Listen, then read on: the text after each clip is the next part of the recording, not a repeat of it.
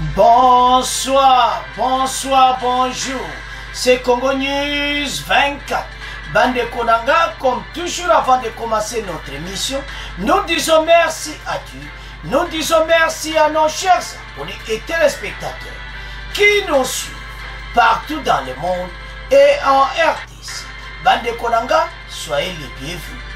À la une, chers téléspectateurs, on va commencer cette émission Bande Konanga. Confirmé. Identification et enrôlement des électeurs en décembre 2022. Boyoka Bandeko. Et Zaya Koyina. Et si Yindi Bandeko Nangaido Makambango et Bandi. Deuxième point chez téléspectateurs. Tshisekedi, Ouro et Varish au mini-sommet à Luanda avec Zoa Lorenzo. Et Yindi na Luanda Bandeko. Bokoyoka. Confirmation, ma décision basée, tous à la connecter, peut-être développer une émission pour Rwanda, Maël Silie Kagame, Moussa Sasa. Troisième point chez téléspectateurs. Oeza, donc Oyokaka, puissance de FARDC, combat à Kishiche, c'est mercredi contre armée rwandaise. C'est mercredi matin, Bitumba, Bango, va provoquer. Fade salubitala ndenge tozawa biso tokozonga simati. Alors bande konanga tozala connecté pe toko développer une émission na biso.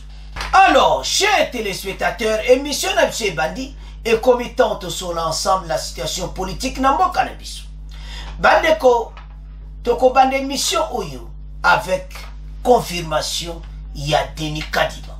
Denis Kadima vient de confirmer aux Congolais que identification et recensement et enrôlement des électeurs Bandeko en décembre. Bon, vous allez identifier et puis beaucoup ça l'enrôlement.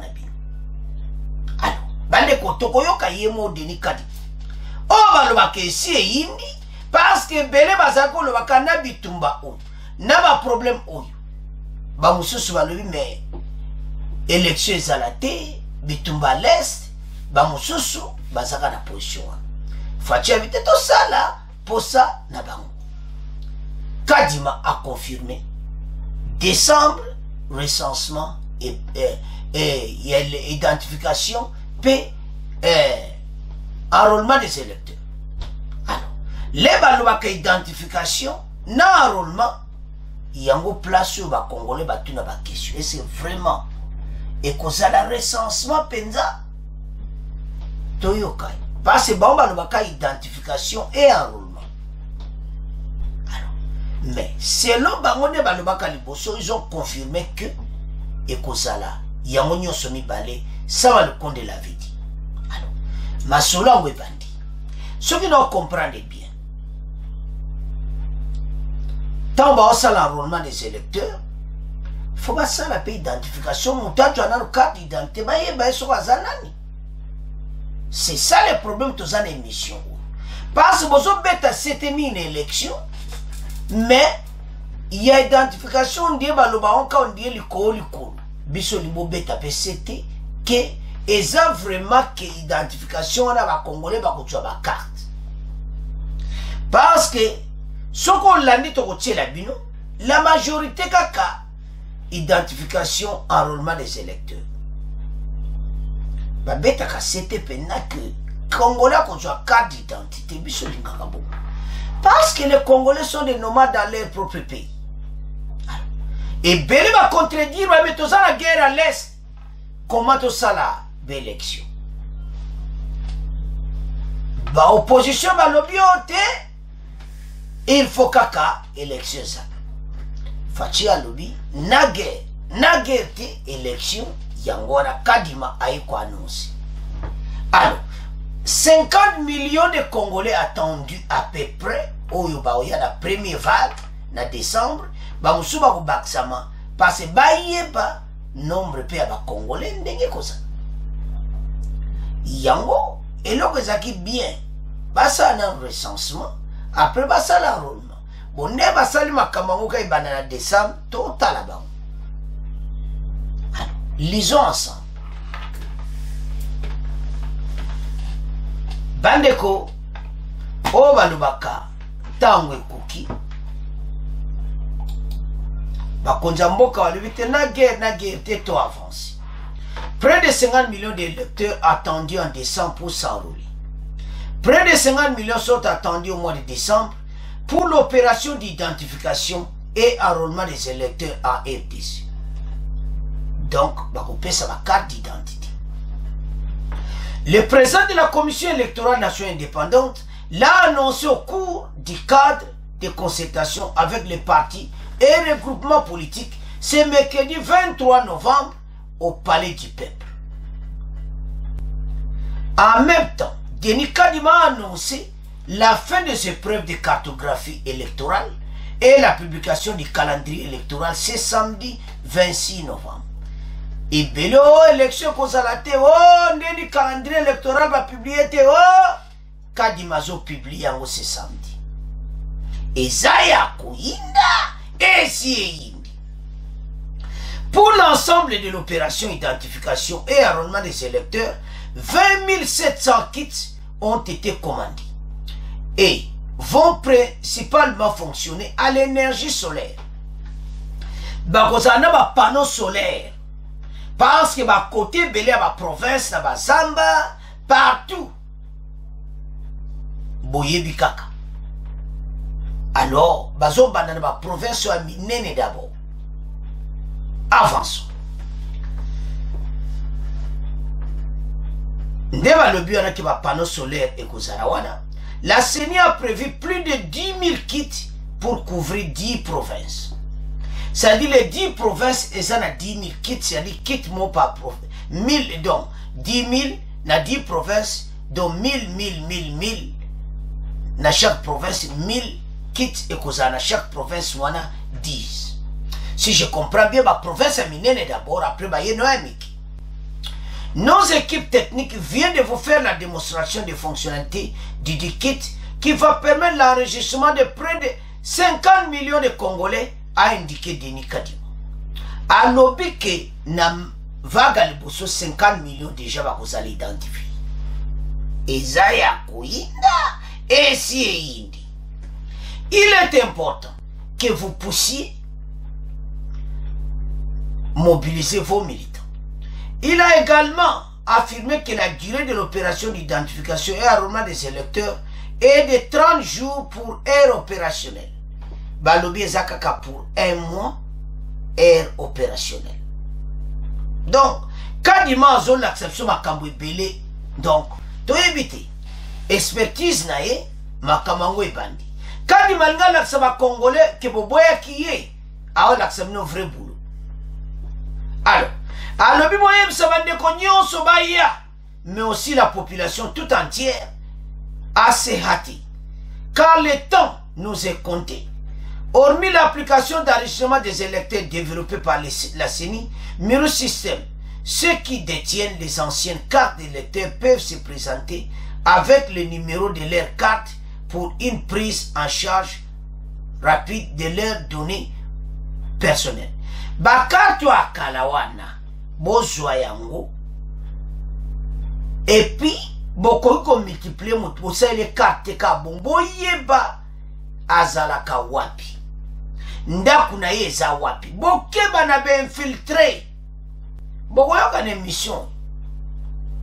Alors notre objectif est d'utiliser et de dégénérer un fichier électoral fiable, inclusif, exercice, sécurisé, de flexibilité qui devrait constituer une base solide pour les opérations programmées d'identification nationale. Alors, Toyo Kanan identification et enrôlement des électeurs, bon après, Tokene na deuxième phase, Toyoka réaction, Yaba Congolais.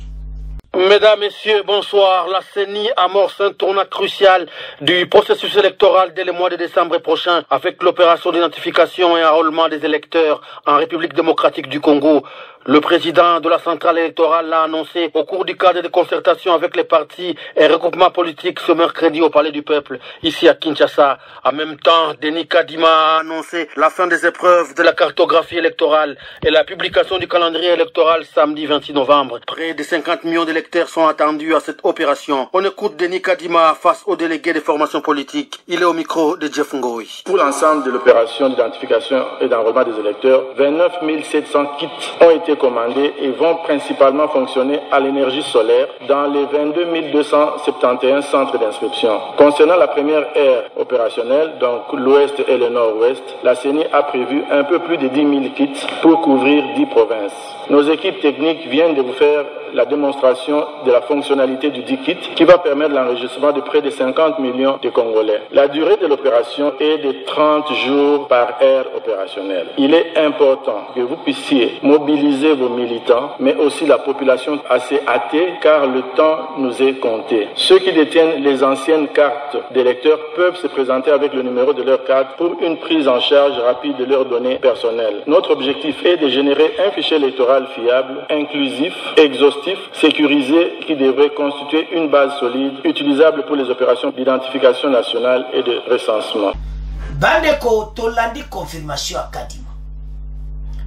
À l'obi wana que plus de 50 millions attendus, donc soutenez Tolandi, n'extrait wana, donc 10 provinces et qu'on a déjà en décembre, basole sili, bakumo kene ba mususu, balwe un mois na 10 provinces wana. Et quand il va au Salabasolo, donc à 26, si je comprends, il va y 3 mois. Donc c'est comme ça, 10 provinces, dans 1 mois, 30 jours.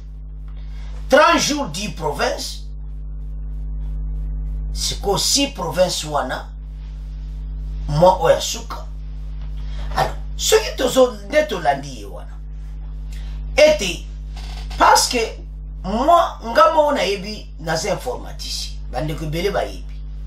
il y a si j'ai on a tant que ça. Mais maintenant, je comprends cela.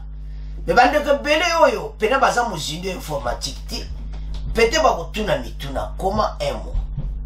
Chers téléspectateurs, avec la nouvelle technologie, et ça vraiment possible, nous avons confirmé. Quelle que soit l'étendue du pays, 3 mois, donc 10 provinces, na 1 mois. Ce qui ba tablette wana bazanango, ba ordinateur portable nyoso ba anango, ma kamunyo se marché bien donc ekoleka nango bien. Pour mboka na biso en tout cas informatique comme nango bon. Et ça pena fibre optique et circuit donc c'est kitoko. Donc ça on comprend. Pour bande que bele balela shooter me boa YouTube balela shooter. Donc on mona pena ki informatique masolo kitoko. Alors, si je comprends bien, ça va aller. Donc, bon, yo connaît parce que naïbi yango très bien. Alors, si koyo, ndenge ba usale lango, ba Congolais, ba yoki bien clairement nous avons lu identification et enrôlement. Bandi que bele ba pese point d'interrogation. Est-ce que recensement au cas yango wana? Moi, si je comprends par identification, il faut monter à l'identifier. À sa carte d'identité. Comment vous aurez une carte d'électeur quand vous n'avez pas la carte d'identité? Ça ne marche pas comme ça. Bah, payer des organisés nango, chaque citoyen a sa carte d'identité. Dans le pays africain, en tout cas, biso de tikali mwa sima. Dans la carte d'identité. Mais toyeba été. Et ça vraiment important. Nous tenions soit à la carte naïe à s'enrouler na enrôlement. Donc, c'est ça. Donc, 10 000 kits, et ça déjà, à peu près beaucoup, on a 29 000. Alors, déjà 10 000 les pour la 10 provinces, 10 dans 10 provinces, et puis 9 dans les 6 provinces, c'est égal. Si, surtout on comprend. Alors, bah Congolais, bah c'est là qui carte d'identité, mais n'enga tangi bah identification et enrôlement des électeurs. Et puis ça, le compte l'avait dit que vous allez nous soumis balai ensemble. Akambango n'enga zokende toujours là. Et là que tout ça rapporte mboka comme un fichier moko électronique. Mboka ezala informatisé. ba s'organiser na biloko wana nyonso bayeba moto moto place azali. Mais là donc na deuxième partie ya makambo élection. Bandeke bele batuni ba question balobi bokoyoka balobi est-ce que mbaleleki balobi na bokoyoka balobi ba Burundais ba Rwandais ba votaki ba carte d'électeur à Kalawana bokoko utiliser yango te pona identité à mutu boyeba ba donner na pour ba sengi na ba carte kala. Mais de toute façon na ndenge sala mabato ampe ba oyana ba mutu. Mais ba dire kaka. Maintenant boyoka ba boy infiltration. Bazolinga vraiment bokoyoka tokotiela no ba lingi infiltration ti. Ba ko serre pena makamao makasi pona infiltration ezalati. Alors toyoka sikoyo réaction na ndenge bazoloba ke ba bokeba na bakata kala et puis na likamo infiltration na ndenge ba donner ngwe ko bakamango ko salama toyoka biso nyonso bongo to discuter. Le président de la CENI Denis Kadima se livrera jeudi 24 novembre au même exercice de concertation avec les délégués des organisations de la société civile et les confessions religieuses, les partenaires techniques et financiers ainsi que les responsables des médias. Abia kosolana batu lobby jeudi. Donc jeudi oyo ekozala koyinda bokoyoka Denis Kadima. Alors toyoka ndenge nini makamango elekaki bongo to continuer mission na biso.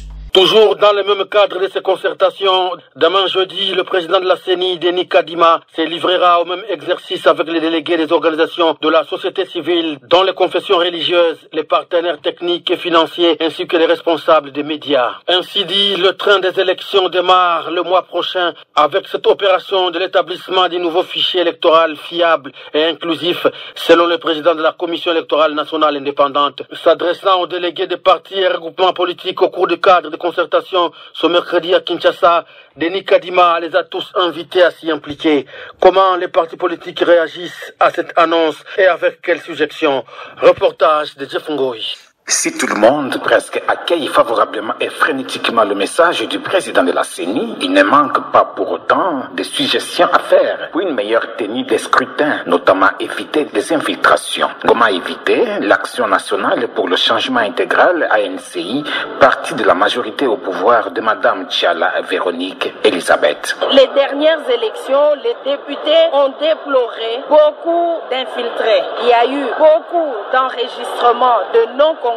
On a cité les Mbororo, on a cité les Rwandais, les Burundais. Maintenant, moi je pense que cette fois-ci, retenir l'ancienne carte d'électeur parmi les documents, moi je pense que c'est une erreur grave parce que les mêmes infiltrés vont encore être infiltrés ici. Jean Wakingela du MSR de l'opposition. Il y a encore des coques à jambes au sein du bureau de la CENI, conformément à notre agenda de l'opposition. Les élections 2023, c'est point déjà à l'horizon. Nous devons quand même se conformer, pousser à ce régime d'organiser les élections dans les délais. Il appartient maintenant à la CENI de prendre ses responsabilités comme nous venons de constater aujourd'hui. Les parties prenantes à ce processus refusent les élections sans le Nord Kivu et l'Ituri en proie à la guerre qu'il faut à tout prix d'abord terminer. Bandeko tolandi biso nyonso. Alors bakuba donner wana nyonso o bakopesa ba carte d'électeur ba donner wana ezapona identification et recensement. Donc makambo nyonso ezo salama na même moment. Eza ya koyinda et si eyindi mena eza confirmé. Lors biso totuna ba question les bandelika po ba congolais batuna kamingi.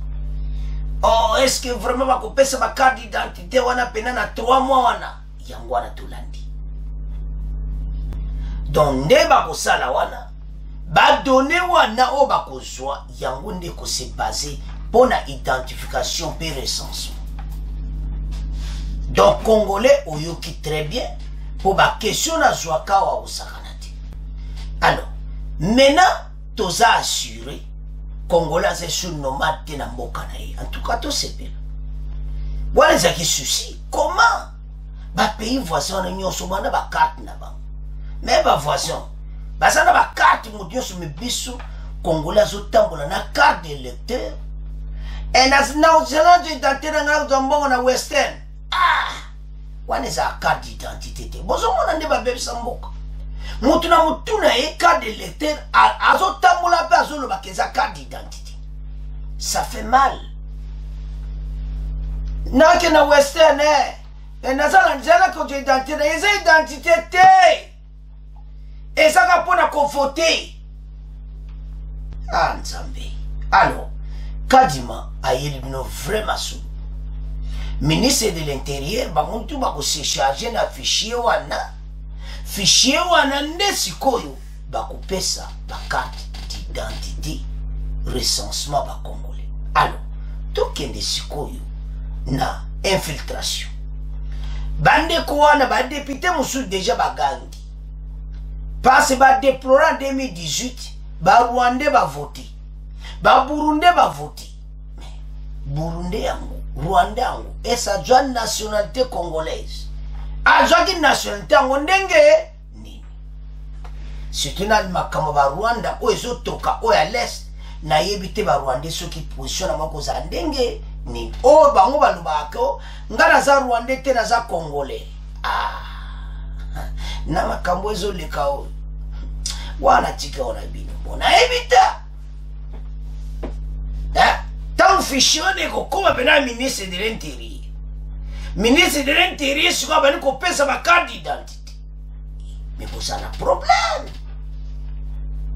bandeko eza somo dotanga boosisa na enrôlement kadima du fichier wana pasango na ministre de l'intérieur ministre a plan bango nyonso bazwi makambo ya identification nationale voilà dossier nde makambo yango eza alors soki tootala makambo oyo nyonso bandeko oyo balobaka ntango ekoki tozelaki mingi alors gouvernement bayosala effort ke makambo ebele ezala en place mais la guerre à l'est nous dérange bandeko mosusu wana bameki olobaki o voilà kutu ezala te mpona toza na guerre à l'est bakonzi balobi tika tosala alors bazobanda na 10 provinces après baokena 16 provinces oyo etikali alors ndenge balobi wana baza na 29 kits donc 10 000 déjà koservi 10 000 provinces et puis ekotikala 19 000 mpona 16 provinces donc makambo yango ntango ekoki congolais ozalaki nomade na mboka na yo kinomade esili meno komi na carte d'identité oyo ozali kotambola nango wana eza carte ya élection carte yango mpe nzambe mawatu bon makambo yango ekoki bobosana oyo to akala 2018 tokena sika me babetisi te bakarte akala wana bainfiltre baya nango te comme identité na bango boverifie pa bango bavandaka boyeba bisika na bango ezala kitoko po toboya infiltration yango nde makambo pourquoi parce que na enrôlement ya bamilitaire na recrutement ya militaire bazosenga baidentité siko moto abopesa carte d'identité congolaise aki akontinue na armée yango tokomi na baproblème otoza nango alors ministre de l'intérieur ntango ozwa fichier wana epa kadima tala nano kopesa carte d'identité eza ya koyinda esi eyindi totikango na bino tokomokende na deuxième point sommet ya Luanda bandeko ezaki somo se mercredi oyo balobaka eza ya koyinda esi eyindi baprésident wana to baye mais président moko amonani ti président Rwanda Moïsa Yasasa bakati badécision ya kosakana ti basigné ye ministre affaires étrangères na ye azalaki wana asigné cessez le fait bango bakite territoire wana bakende Uhuru Kenyatta azalaki wana sikoyo nga nazobenga leur mot distraction bakongolo baolanda émission bazobenga o distraction mpona nini liboso basalaka yango tomonaka résultat te mbalo nde kosalama bango Luanda soki Lourenço azwa yemo kwa kende kuna ke utala bango nde bazobu parce akende metina Goma parce qu'on en a marre. Lokola ba scénario moko boye bazo tourner bato ba scénario. Mais comment? Bozo tourner bato ba scénario na ndingo. Esa propriété. Soko zotala dossier oyo au monde penaki complot mou international salama déjà mais elo eza kitoka ni ba konza mboka ba yibi na bango ba yibi nyonso ki ozomona M23 wana eza armée rwandaise na armée ougandaise na kati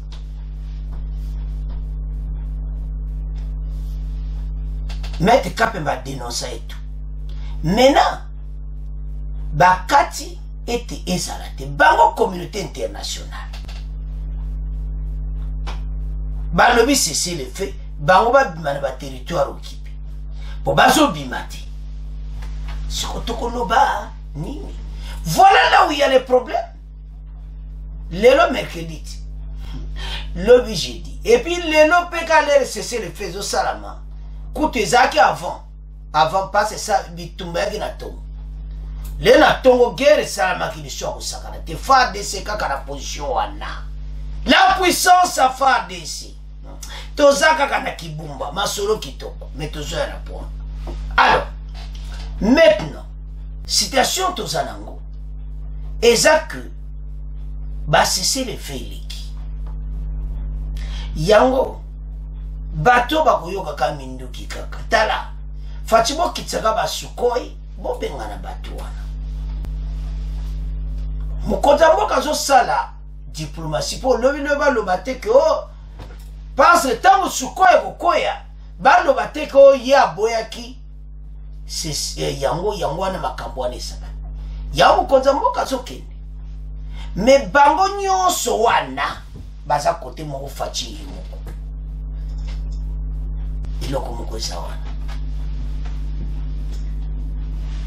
mais ba okoka biso te ba Congolais baza prida danger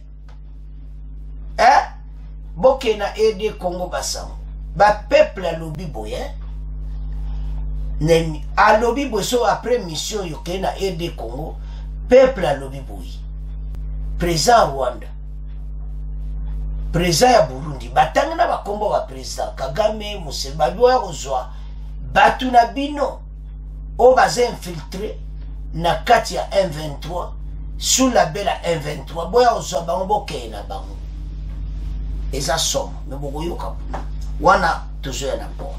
Alors bandeko citation toza nango eza somo mini sommet oyo makambo ba décider soko olandi oloba oui ba décision makasi penda eza publié que makambo benesi parce Uhuru Kenyatta azalaki na Rwanda bango nyonso batie manzaka ki cesser les faits M23 babima na ba position nyonso oyo bango bazali Bunagana Kiwanja Ruchuru Centre bakite bango nyonso na ba territoire wana tout nande bakomi na tongo babima bango nyonso Leto ya lobi na mission quoi la guerre laisse les autres. Leto ya samedi la guerre laisse les autres. Leto ya dimanche la guerre laisse koyo. Bat baji ba avion, ce sont des risques. Tina Luanda. Oh pistok. Pistok. Talking pistok après oh et sommet de paix, mini sommet. Et le constaté après voilà mais ce qu'on l'a dit ba détail au moins après ma camo pene siliko et sili pena quel théâtre totanga mbara oyo to yebite ce ko simba totanga nan toyeba peto yoka makama minisoma pour oh nzambe c'est trop Tshisekedi ou Evariste au mini-sommet avec Joao Lourenço à Luanda, Kagame représenté. Alors, Paul Kagame représenté par le ministre des Affaires étrangères.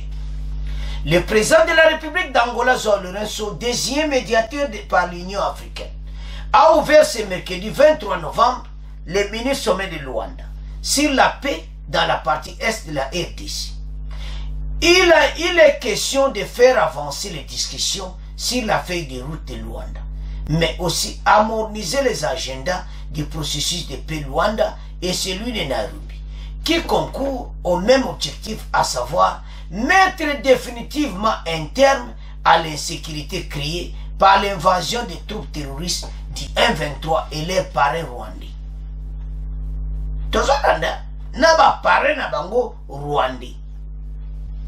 À cet effet, le président Félix Tshisekedi et Verish Ndashimiye, les félicitateur Uhuru Kenyatta, ont fait le déplacement, tandis que, après un temps de presse présidentielle, le président du Rwanda, Paul Kagame, s'est fait représenter par son ministre des Affaires étrangères, Vincent Biruta. Pourtant, il était annoncé. Aïete Ponani. Ce que Batou Ndege Bozana, Tata Oyo Aïeti, a-t-il ministre des Affaires étrangères? Décision ni Bozozo. Lourenço. Bonjour décision, bino ma falsateur. Boya soli armé na bino boya ko bimo boya kanga bango, boke na bango parce que bino bo décider bon bakete. Alors, Lourenço peut jouer armée angolaise, boya bo jouer boke na bango biso de lembi bango. Non, trop c'est trop. Alors, la même source renseigne que chaque chef de l'État est accompagné de 5 membres à cette réunion qui se tient en huis clos. Balobi, chaque chef de l'État, il faut y en batunaï 5. Faut pas même batuner 5. Le tundo la pasawana, tout ça batuner muta batuner 5. Mais au Rwanda bayi, et ça mawa. Yé moko président Moussa Yassasa. Pourquoi président rwandais a y été? La question que tout le monde se pose, yé moutoazo salama kamango a été. Yangwana ndebozo mwana wana Patrick Muyaya lobi le Rwanda est le porte-parole du M23. Ah Muyaya Salama Soulou. À l'issue des mini-sommets, plusieurs résolutions sont entendues, notamment la cessation des hostilités et surtout du retrait immédiat du M23 et ses parrains de l'armée rwandaise. Balobi ndenge ba signé wana. Président Burundi Moutazo dirigé EAC pour le moment. Balobi que ba signé yé il faut bima na batunaï. Selon la cellule de communication de la présidence de la République démocratique du Congo, le président Félix Tshisekedi a donné son accord de principe pour participer à cette rencontre de Luanda. Aux côtés de ses homologues João Lourenço, les médiateurs Evariste Ndayishimiye, le président en exercice de la communauté de l'Afrique de l'Est, Paul Kagame, absent, dont le pays est en principale cause de la détérioration de la situation politique sécuritaire dans le nord Kivu. Et Uhuru Kenyatta, le félicitateur du processus de Nairobi, aza présent de Boumonaïron. Kaka Motumoko Mutazangi, le président Rwanda. Muyaya lobi aza porte-parole ya M23. Siko tant tozomona makamba boyi. Ya yete pona nini. Ba théâtre oyo communauté internationale bazo saïla biso. Biso to yebiti. Facha yeba kamto ozo sala. Azo kende wana po yebi kazana plan B ni na kata poche. Bino ozo sala etalipi. Badeko bato bazama bi. Balingi bata communauté internationale. Osomona. Ezo nazo kama ba président africain baza pena na pasi ke makambo esila. Uhuru Kenyatta, président Angola. Azala posa surtout Uhuru Kenyatta bandeko. Avant même soki azala ki na pouvoir. Makambo tozala ngosiko ezala bongote. Changement ya pouvoir na Kenya et déranger moi makambo muki. Parce que Uhuru Kenyatta pena bazaba pire na fachi. ye penda ozo quand même so azoloba aza pena na posa makambo esila. Alors mena bakatiki bango basiriti bako annoncer ba décision wana publiquement toyo kaso bako se retirer ba yebisi bango ba bima na ba territoire nyonso bango baza bazonge pa bazalaki na Uganda na Rwanda pa bango batamaki et pas baza osala ba entraînement na bango et pas ba bombaki bango na Rwanda na Uganda bazonga kuna. Alors, sans plus tarder toyo kamakamba mini sommet bon to avancer l'émission là.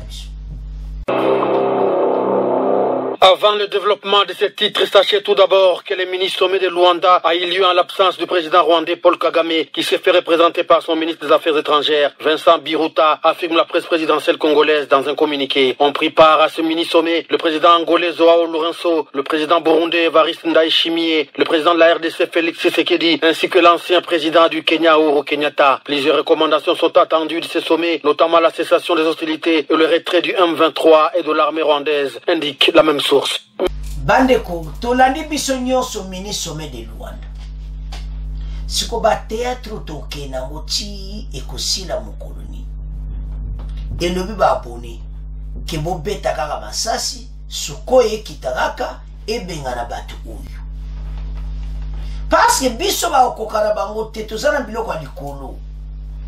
Avancement na bazoko avancer pour la population à Rutshuru et Kiwanja. So les population te bakoya te bonte bana bakangama na Kibumba. Balekati. Ba comme si ko contourner kota Nirango. Botika la kuna. Tozana deux fronts. O bazo benga 3 antennes kuna. Fa de sa pikli. Bazana problème sérieux. Mais est-ce qu'ils écoutent que les armes ou bien ils basent sur le processus de paix? Processus de paix, c'est les pistes que salami. Mais on ne sait pas.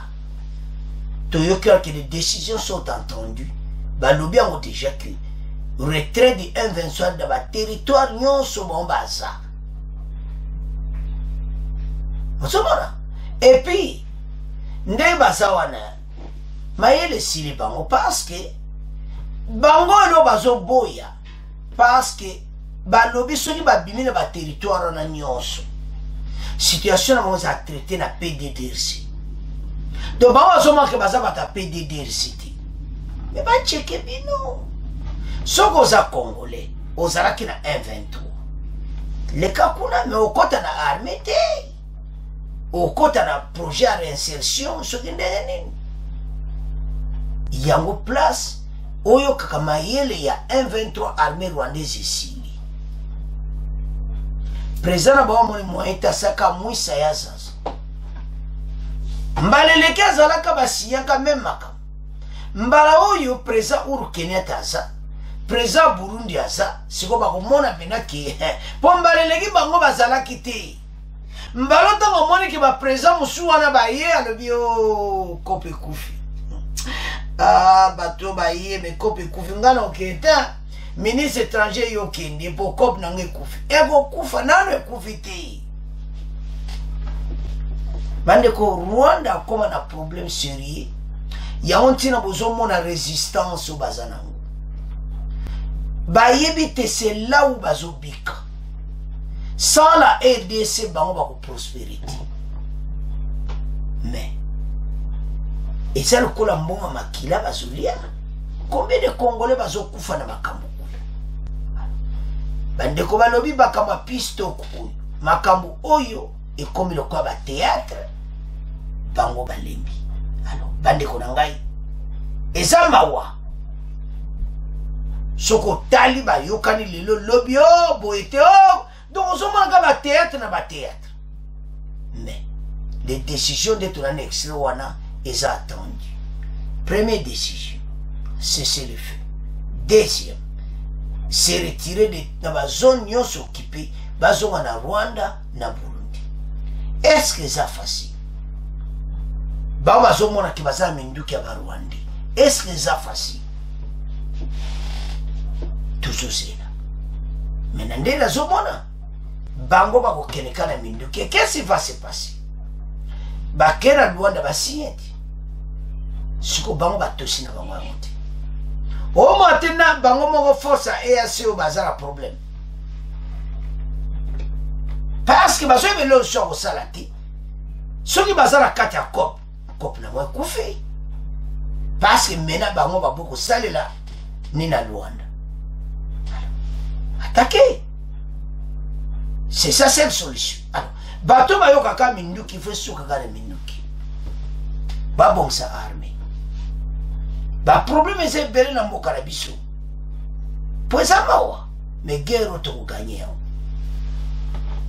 Na zone bango chaque fois, mais toujours à la poisuka. Alors, maintenant na Luanda ba yokani, mais présent il y a Rwanda zati. Ba présent ou sous-présent, ils ont signé. Alors la décision est attendue. Tukuyoka ndenge ba kopesa yango mais ba annoncer déjà cesser le feu. Ba annoncer retrait immédiat na ba place basa. Bande ko za somo. Biso nyonso. To landi extrait. To komo tika ngona bino bo commenter. To kene sikoyo na point oya suka. Ya onto senga bande colère nyonso.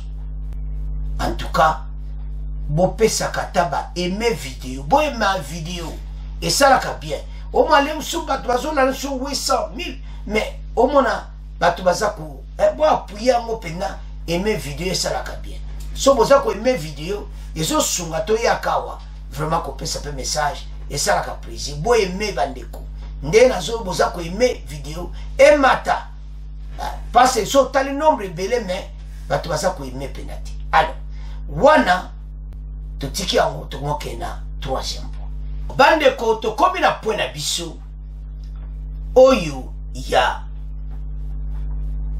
combat à l'est.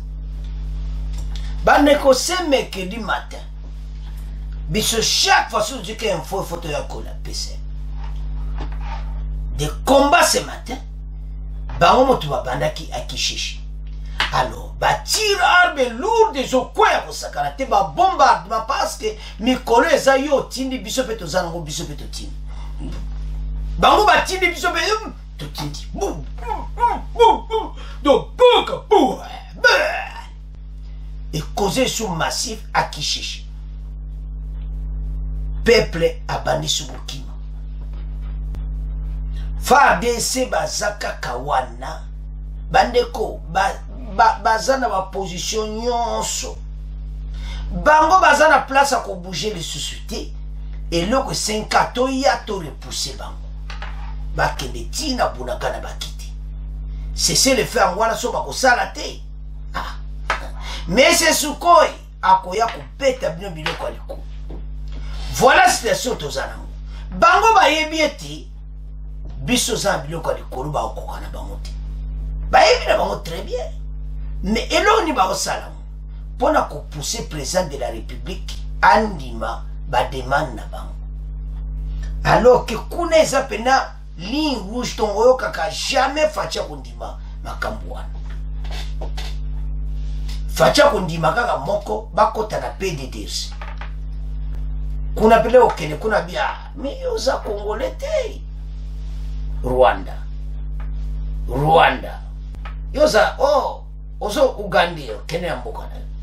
Uganda ba okota na DDC ni. Voilà la situation tozanango. Makambwana toyoki na Rwanda cesser le feu. Mais pitumba et salamaki avant même Rwanda. Donc ezali na to. Ba arme lourde ko sakarate akishishi. Ba me kakabwe bale FARDC sabani ko tinda biloko moto. Nous sommes prêts. Bande comme bozo kama kama minduka tozana ngo. Maintenant situation et de sa zombunda na Nations Unies était balongola lettre wana notification. Alors, situation bandeko à l'est après-midi ba le beza calme mais le matin ba yoki ba bombardement à Kishishi. Pour le moment, Kimi a peine sali le l'après-midi. Mais na tongo ezala ki akosakana te. Alors, ce dota soit biloka boyi. Est-ce que bateau na ba koro na nyoso bazo c'est bateau ba ko quitter ba territoire wana. Ngana zondi mati. Loba communauté internationale yemoko akozwa batu na ye. Rwanda akozwa batu na ye. Mais nandeka bazolo bakaka processus wana de paix masolo de paix tout ça. Oyoka banglais baloba pisto. Mais ekosila koma. Batu wana bamitema na bango ezakaka mboka oyo ezalaka kaka sous influence ya armée rwandaise. Tubukena mboka bino otika biso paso bozo monsa ba mama na biso bazo kimaka bambangu bayoki makela minduki ya makasi zolela. Tout le monde en fuite. Ande ko bakotora nyoso farde sa kibumba si terrain vide. N'y a personne à kibumba. Ba détonation bana ba bandaki yango toke so ba inseme. Boko lekate. Ba ke ko contourner ti kota nyirangongo ba yanzela park avirunga esimbi peka kate. Tozana bango mayibi. Alors, mission na bango nene nini? Ba bote le report à Gomati. Mission na bango nini bazoya na ma. Wana penako ba ko yoka biloko na bango. Alors, bande ko citation tozana ngo ezapena. O baloba ki armée rwandaise admisi maseke nyonso baza ko attaquer RDC. Alors totanga. Puissance de FARDC à Kishishi c'est mercredi contre armée rwandaise. Alors la détonation. Des tirs ont été entendus dans la matinée de ce mercredi 23 novembre au village Kishishi. Environ 3 km du chef-lieu du groupement de Bambo, chefferie de Bouito. Certaines sources indiquent que le combat opposait le M23 aux miliciens Nyaturu, alors que Zaki Bongoti. Alors qu'un officier FARDC contacté sur place a confirmé qu'il s'agissait d'une attaque de leur position par le M23, FARDC a répliqué dans la force la puissance des FARDC. Ces combats qui cherchent ont provoqué la panique au sein de la population riveraine de Bukongo, Birambizo et de Kirima. Les habitants ont abandonné leurs milliers pour se rendre à Kichanga, Kibirizi, et certains ont pris la route des territoires de Lubero. Et ça, Kosakana, des peuples à Panzani. Alors, si autant nga nazotala biloko boyi, nazotala makamba boyi, non, bateau bakufuta pena très cher au baosala RDC. La population se prend des fuites. Alors, biloko nyonso, biso totelema serein, tozala sima ya armée na biso, kasi bitumbo yo tokolonga, bitumbo tozana ngo, tozana assurance ya makasi, eti FARDC a convaincre, masolo nyonso ekokoma histoire. Elobi ndeko moko, ke chiwewe, bakope sepe fote soki makamoni ezokende me bayeba ete motu moto akokondane chiwewe si a un problème parce que chiwewe aye kokuta mbeba oyo déjà armée ezaki na problème ya yende afixe eza ndenge moko président de la république aye kokuta armée na biso donc mawa tro faci sikoyo aye kofixe armée na biso. Donc c'est ça. Alors, bandeko, makambo eza minene. Ndeto yebisa bino. Ete, bato bazo meka, me ba okokati. Toko atake bango na ndenga mukete. Victoire eza ya solo. Alors, bitumba oya Kishishi boko yoka toko tiela bino. FARDC azakaka na position na yi. Position maintenue. Comme ça, bato yo. Kalate toko benga na bango. Alors, bande konangai tolanda sikoyo ndenge makambo eleka kina Kishishi bon to continue mission na biso. Par ailleurs, toujours au Nord Kivu, des tirs ont été entendus dans la matinée ce mercredi au niveau de Kishiché. Le village est situé à environ 3 km du chef-lieu du groupement de Bambo. La situation crée une panique dans cette partie de la chefferie de Bwito, située à l'ouest du territoire de Rutshuru. Pendant ce temps, au troisième jour consécutif, une certaine accalmie est observée ce mercredi dans la zone de Kibumba, au nord de la ville de Goma. Blaise Chindani. Des détonations d'armes lourdes et légères ont été entendues entre 5h et 9h locales dans le village de Kishiché, témoignent les habitants joints ce matin à Bambo, chef-lieu du groupement du même nom dans la chefferie de Bwito. Certaines sources indiquent que les combats opposeraient les rebelles du M23 aux combattants Nyatura, alors qu'un officier FARDC contacté sur place parle plutôt d'une attaque de leur position par les rebelles. Ces combats à Kishiché provoquent la panique auprès des populations riveraines de Bukombo, Birambizo et de Kirima. Les habitants fuient vers Kichanga, Kibirizi et même vers Lubero. Alors, bande kotolandi biso nyonso. Ndenge armée oyo rwandaise M23 batwaki défaite na mona Kibumba na Kishiché pe bakozwa suka défaite. Tokotika bango ti. Biso to ko avancer kaka bolandi wana. Fa de sa bango babandaki. Boye pourquoi biso to bandaka ti? Pour tout battemwe bazawana. Na makambo nyonso bakotika la kozwa biso na foti te mokolo tokobeta bango biloko ya moto bapanzani. Pesi bango option à suka. Na Luanda. Bandimi cesser les faits. Bandimi ko se retirer na ma position wana. Parce que l'armée rwandaise, Rwanda a la porte-parole il y a M23. Parce que bazana les bolons balati, dans la belle au balati, il y a M23. Mais baza armée rwandaise, n'andenge boyoki peuple a tombo ki na armée ougandaise. Ande baza mawa soto otabi lokabo. Boyoka peuple so ke na aider Congo mission to chi, nde bazoloba. Ezamawa. Alors, la guerre à Kishiché, fa descendre to landiwana. Fa descendre bango to babandaki. Bayebisi makeri bitumbane zate ke o bazo bundana ba groupe armé te. Bazo bundande ba attaquer bisu to beti mobilo kwa moto. Oyebeza lokola ngana eloko na beti o mamoyo zongisa ngo. Ba moni benaki o biso zana ba ombe bana. C'est ça les communautaires. Les Congolais, tout le monde mature. Mais les enjeux, ils appellent Makas. Donc il faut penser à la stratégie de Makas. Parce que la communauté internationale a une mission qui a divisé Est. Chose qui n'est pas la mission de Salamati. Même dans les lignes de Salamati.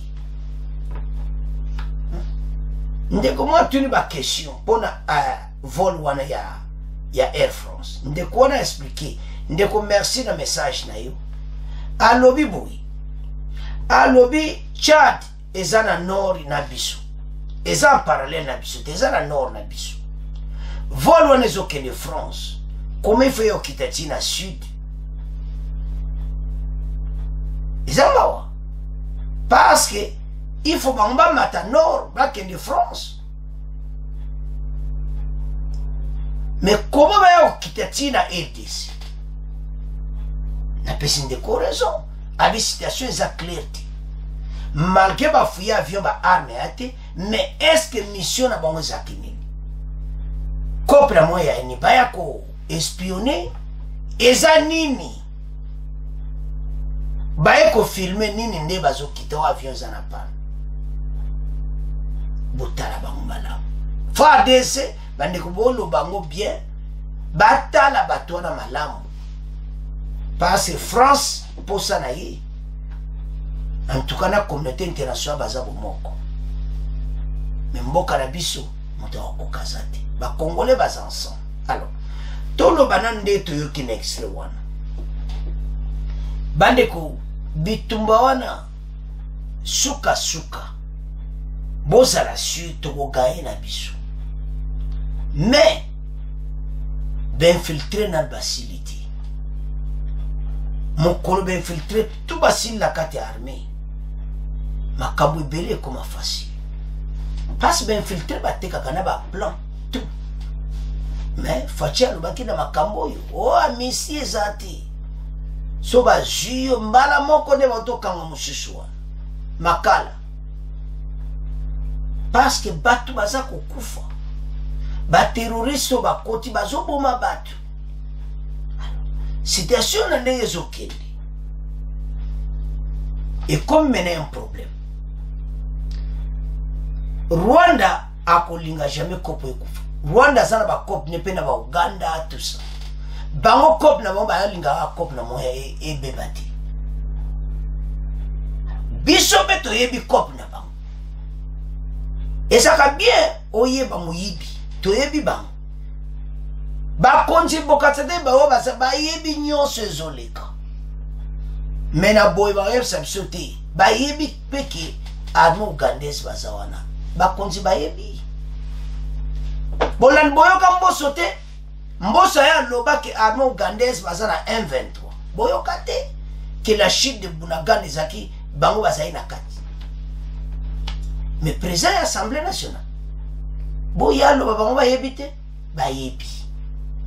Maintenant quelle stratégie pour éviter Ouganda et conforte comme la des dossiers tozana ennemi moko oyo amonani ennemi muso abatami moto abatami fo kange na ba preuve tangible mokolo ezali omaka bakangi soda mowaza Uganda nde tokangi ba Rwanda tozala l'aise mais ndeko merci wa utopesa ka avion ba français babe avion ba français les clarté ba on bazana nord ba uti Tchad il fallait ba kemba mo France ba okita akomana Kisangani.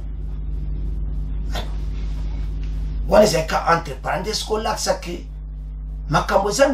il y a beaucoup de choses où le gouvernement faut revoir dans Makambo Est. Parce que mon kilezo tala nyon soto zanam. Bah bateau ceux qui te tirent bah mon calme. Mais tu comment plus pour ça congolais nzalo yo comment le souter congolais misale comment on a. Tu peux ça un exemple quand moi que vous connaissez Angola. Angola bazaki déchiré na guerre bazo kime pa na na Kinshasa mais le Angola kitoko bitumbe ate ndenge biso beto koma mais pour to koma bongo il y a un prix à payer yango ba konji fu batika na position wana to ko négocier te na ba terroriste ba pesi bango dernière chance. Ceux qui va bimi bango nyonso batiki le territoire congolais bakene na PDDS moto on négocier na bango azati apesi on des conditions babima qu'il quitte le territoire congolais occupé bakene place bazaki na Uganda na Rwanda bakene kuna bakene ko expliquer makam na bango mais toye ba ete guerre to ko gagner yango FARDC azana biloko a moto tozana biloko nyonso nous sommes prêts. Mais baye ba ete tozo linga population wana kufa penati mais ceux qui ba terrain vide ndenge za na makibumba omo bazokoka te bande ko bolanda ba information lokutati ba position FARDC sa wana et puis ba kolekati ki cherche wana yoki mokonja ba soda mutayebi si société civile que ezande biso na bango tozo bunda bango babandaki peuple a makele le peuple abandi kokima. Alors, bah voisin ma kofuta makila ou izotanga. Nande peuple a okima, nande peuple a omona passe. Alors, bande korangai. Bon continuer, tout comme on a fait une mission, bon continuer à s'abonner massivement, bon partager, tout voyez la toujours la nouvelle na temps réel.